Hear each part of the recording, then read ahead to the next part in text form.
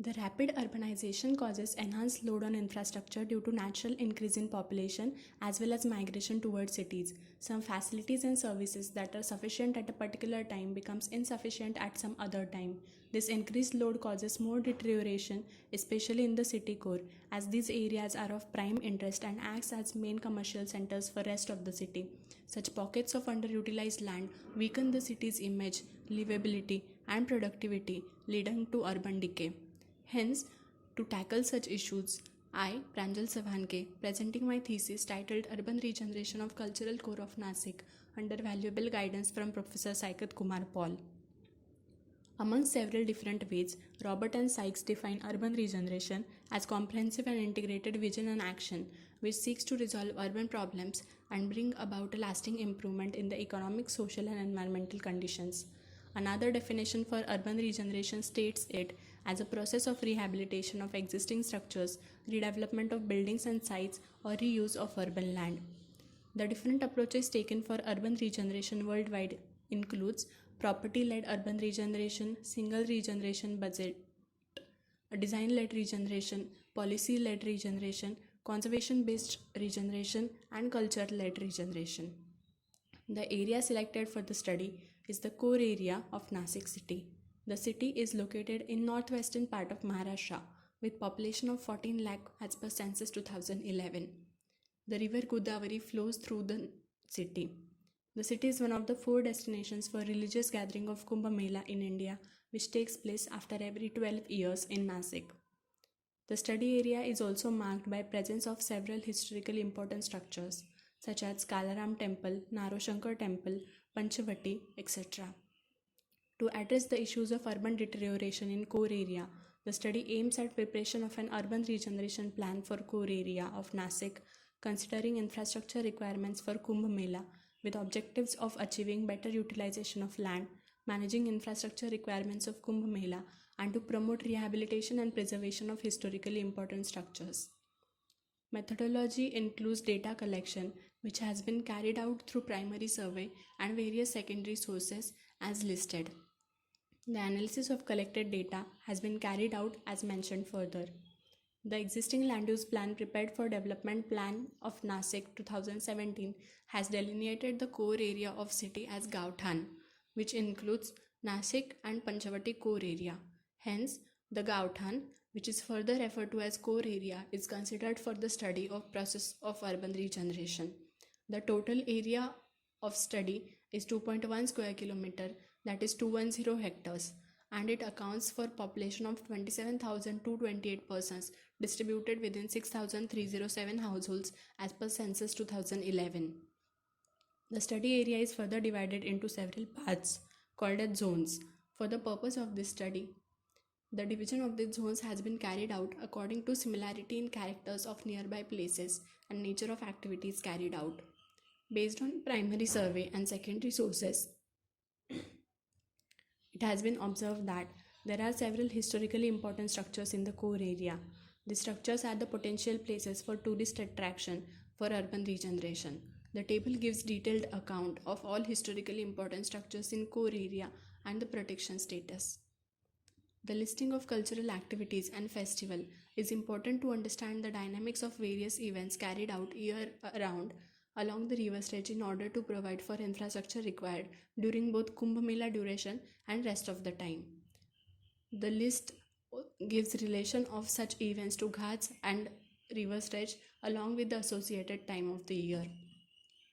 The regeneration potential of an existing structure is affected by several complicated factors in its spatial context and surrounding development status. For the purpose of this study, such factors are identified and classified into push and pull factors. For calculating the regeneration potential of built structures in study area, an index system is being used to evaluate the inclusive impact by different identified factors. The regeneration index is dependent on both push and pull factors. This index is derived by addition of push and pull factors for each structures, which give a quick indication of the overall regeneration potential of building by combination of all factors. Next, the urgency index is the addition of push factors only. It purely replicates the case that how urgent the building needs to be regenerated. If any particular structure scores high in this index, it infers that immediate restoration or redevelopment is required. For calculation of regeneration index and urgency index, scoring system has been applied to quantify the collected primary data before this estimation process. Applied scoring system comprise of scores from 1 to 3 with magnitude ascends in direct proportion mentioned otherwise. The regeneration index and urgency index are calculated based on the weights derived from expert survey. The generated indices has been further utilized for prioritization of potential areas which needs interventions for regeneration. The analysis reveals that zones of Nayakwadipura, Kazipura and Mahalakshmi Chal are in dire need of regeneration as it shows deficit in respect to infrastructure, facilities, public open spaces and final indices also validates this fact. The imageability of a place is not limited to prominence. A questionnaire for user perception survey has been designed to collect the data regarding memory and identity, coherence and legibility, and visual appeal of tourist sites in study area. The results obtained are further used for prioritizing the heritage structures for regeneration with suitable recommendations to improve the imageability of the study area. The preliminary analysis of road network in study shows that Panchavati area, which is on the left bank of river Godavari, is connected to Nasik city by 9 bridges and 4 causeways. Public transport systems are inadequate. Most of the people prefer scooters and motorcycles as private vehicles.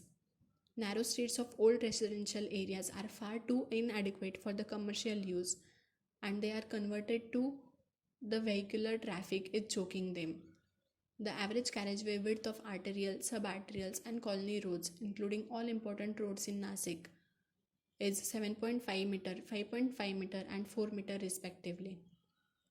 To understand the crowd dynamics at Ghat regions, temples and major junctions in study area, the different patterns of movements exhibited by pedestrians has been observed and simulated to conclude possible explanation for these visual observations. The locations considered for the simulation are derived through the user perception survey analysis and are considered as node points for pedestrian movement. The certain location being the centroid of pedestrian movement in surrounding area, the pedestrian catchment area has been produced. The variables used in process include speed of pedestrian, gradient of road or surface, availability of footpaths and pedestrian infrastructure, and maximum time allowed for each pedestrian to move from certain location. Based on the analysis of previous data, a scoring system of 1 to 3 has been applied to several factors relating to betterment of transportation infrastructure in the study area. The identified factors include mobility, accessibility, safety, energy, environment, CO2 mitigation, and project cost. Further, several recommendations has been listed within aspects of each of the above factor and is allotted a scoring system from 1 to 3 depending on the need of addressing the respective factor in study area for urban regeneration.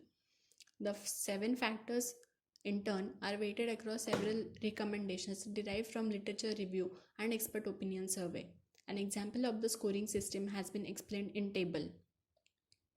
The proposals and recommendations are framed considering 3 strategic focus areas for the regeneration plan, which includes promoting cultural heritage part of old city and quality of life, improving visitors' experience of the Kumbh Mela and old city area, and to meet the mobility needs of people. Area-based development is required in old city area, which is a mix of retrofitting and greenfield development. Retrofitting of the old city area and its picturesque backdrop with Godavari riverfront development and religious and historic monuments provides an excellent opportunity for rejuvenation with the target of cultural tourism realizing its economic potential. Other proposed intervention for retrofitting of core area include recommendations given for innovative use of public spaces, pedestrianization, landscaping, and improving existing transport infrastructure. Higher FSI is proposed to be allowed in areas ranked highest as per cumulative urgency index. These areas are recommended for cluster development policy. Contiguous to the old city area is the open lands which face increasing pressure for development. This area is to be developed using the net revenue generating land pooling and redistribution mechanism such as town planning schemes as a model area, leading to a compact urban form. This model development area may serve for future development of other core areas and can be replicable in the two other traditional growth centers of Nasik city, which can be Satpur and Nasik Road. The greenfield development is proposed to be carried out under town planning scheme approach as per Maharashtra Regional and Town Planning Act 1966. Godavari riverfront development is recommended for improving visitors' experience of the Kumbh Mela and Old City area. Several ongoing projects of Goda Park development in Nasik can be merged with the proposal and carried out. Further, an attempt has been made to anticipate the possible impacts of recommendations on several factors such as city fabric, local economic opportunity, river pollution, etc.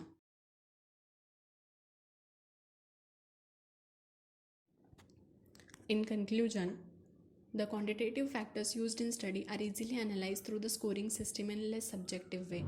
The selection of indicators is important in order to analyze the regeneration process comprehensibility in all aspects and provides the adequate results. The indices describes immediate need for regeneration in some wards that are performing very low in terms of regeneration index. Due to unavailability of floating population data and other data, the analysis of per capita requirement of infrastructure and services may differ, and so the wards performance may differ. Better results can be obtained in future studies considering all micro parameters. The references are given. Thank you for listening.